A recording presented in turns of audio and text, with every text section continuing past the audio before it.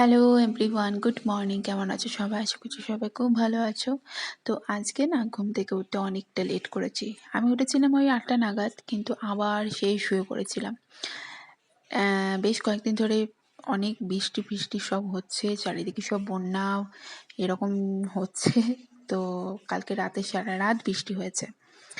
তো সেই জন্য আর উঠতেও ইচ্ছে করছিল না। আর আজকে বর একটু লেটে অফিসে যাবে, মানে হাফ ডেতে অফিসে যাবে। সকালে এত বৃষ্টি পড়ছিল, যেতেই পারছিল না। তোমার পুজো সারা হয়ে গেছে, আজকে অনেকটা লেট হয়ে গেছে।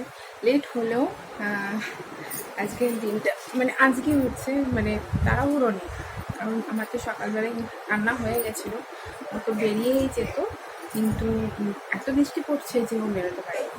তো তার জন্য আবার আমরা শুয়ে পড়েছিলাম।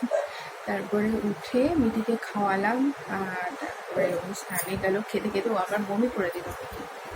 স্নান টান সেরেও খেলো, এখনো বেরোবে। আমি একটু দোকানে পাঠালাম, দুজনের দোকানে গেলাম, এবার বেরিয়ে যাবে।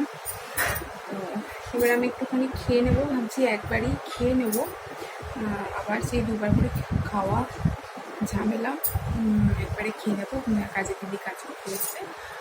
তারপর মিঠির খিচুড়িটা বসাবো, মিঠিকে নেবো খাওয়াবো, এই হচ্ছে এখনকার কাজ। আর যদি কিছু কাজ নেই, খাওয়া দাওয়া হয়ে গেলেই দুজন মিলে শুয়ে পড়তে পারবো। আজকে যেহেতু সোমবার, পুজো তো হয়ে গেছে, তাই ভাবলাম তোমাদের একটুখানি দেখিয়ে দিই আমার ঠাকুরের স্থানটা। বেশ সুন্দর করে সাজিয়েছি ফুল টুল দিয়ে।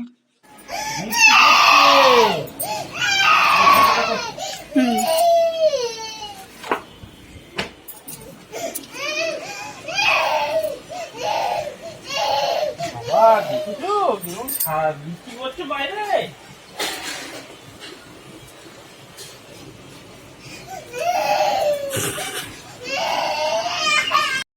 আসলে কি বলতো, অন্যদিন তো আমার বর একদম মর্নিংয়ে অফিসে বেরিয়ে চলে যায় ৮টার আগেই। তো আজকে তো একটু লেটে অফিসে গেছে, মানে ওই 12টার দিকে অফিসে বেরিয়েছে। তো অন্যদিন মিটি যেহেতু ঘুমিয়ে থাকে, বুঝতে পারে না পাপা কখন অফিসে চলে গেল। তো আজকে তো জেগেই ছিল। তো সেই জন্য পাপাকে যেহেতু অফিসে যেতে দেখলো, সেই জন্য কান্না করছিল, এত কান্না করছিল যে কি বলবো। আবার এক একদিন কিন্তু সকালেও ঘুম থেকে উঠে পড়ে, তখন তো আর রাখাই যায় না। তো এরকম হচ্ছে ব্যাপার। তো আমি তো খেয়ে নিলাম, ভাবলাম যে মিটিকে স্নান করার আগে আমি খেয়ে নিই, তারপরে মিটিকে স্নান করিয়ে দেবো, দিয়ে ওকে খাইয়ে দেবো। তারপরে আমরা দুজনেই ফ্রি হয়ে যাব। আর এই যে গরুর দুধ দিয়ে গেছে সেই সকালবেলায়, তখন 10টা বাজে গরুর দুধটা দিয়ে যায় আমাকে রোজ।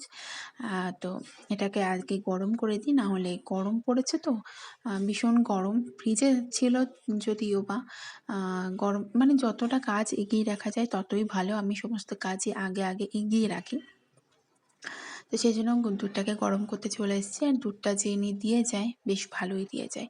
গরুর দুধ মিঠি দুবার খায়।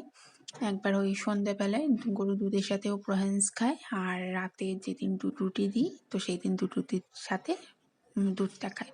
না হলে কোনোদিন সেদ্ধ ভাত খায়, না হলে কোনোদিন ডালিয়া খায়। এরকমভাবে ওর রাতে ডিনারটা সারে।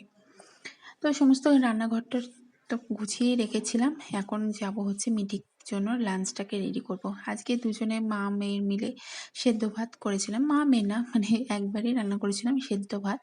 তো সেটাই মিটিকেও খাইয়ে দেবো।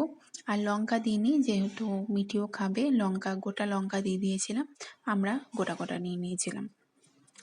তো এই সেদ্ধ ভাতের মধ্যেই গাজর, পেঁপে, আলু দিয়ে দিয়েছিলাম, একটু ক্যাপসিকামও দিয়ে দিয়েছিলাম যাতে একটু সেন্ট লাগে খেতে।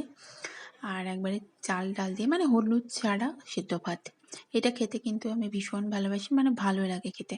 আর এটা কিন্তু এই রান্নাটা আমি আমার শাশুড়ি মার কাছ থেকে শিখেছি।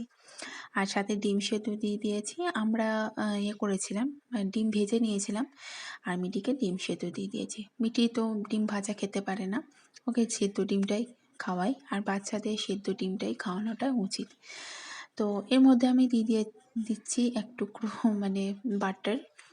যখন ভাতটা বানিয়েছিলাম তখন ঘি দিয়েছিলাম, আর মিঠির ভাতটা আরও একটু টেস্টি করার জন্য একটু বাটার দিয়ে দিয়েছি, যাতে ও আরও বেশি টেস্টি লাগে। আর বাচ্চাদের যত ঘি বাটার এগুলো দেবে না, ওদের মানে ভালো হয়, মানে চর্বি জাতীয় জিনিসটা যত ওদের ভেতরে যাবে তত ওরা হেলদি হবে। আর তোমরা বলবে হয়তো তোমার মেয়ে তো রোগা, অনেকটাই রোগা, তাহলে কি করে হেলদি? দেখো, একজন আছে খেয়ে হেলদি, একজন আছে না খেয়ে হেলদি। আমি চেষ্টা করি মিটিকে সবসময় মর্নিং টু নাইট হেলদি খাবার খাওয়ানো, তাতে ও রোগা হোক বা মোটা হোক তাতে আমার কোনো অসুবিধা নেই। ওর ভেতরে যে জিনিসগুলো যাচ্ছে খাবারে সেগুলো যেন হেলদি যায়, সেটাই আমি চেষ্টা করি সবসময় দেখার। হাবিজাবি উল্টোপাল্টা খাইয়ে বাচ্চাকে মোটা করালাম, তাতে কোনো গুণ নেই, তাতে বরং বাচ্চার অগুণ হয়। তাই চেষ্টা করবে, বা আমিও যেটা চেষ্টা করি সবসময় হেলদি খাওয়ানোর, একদম সকাল থেকে শুরু করে হেলদি খাওয়ানোর। আর তোমরা যদি আমি দেখতে চাও যে আমি কিভাবে মিটিকে সকাল থেকে রাত অবধি খাবার দাবার খাওয়াই, তাহলে সেটা আমাকে কমেন্টে জানিও। আমি সেটার একটা আলাদাভাবে ভিডিও বানিয়ে তোমাদের সাথে শেয়ার করব যে মিঠি মর্নিং টু নাইট কী কী খায়। ঠিক আছে?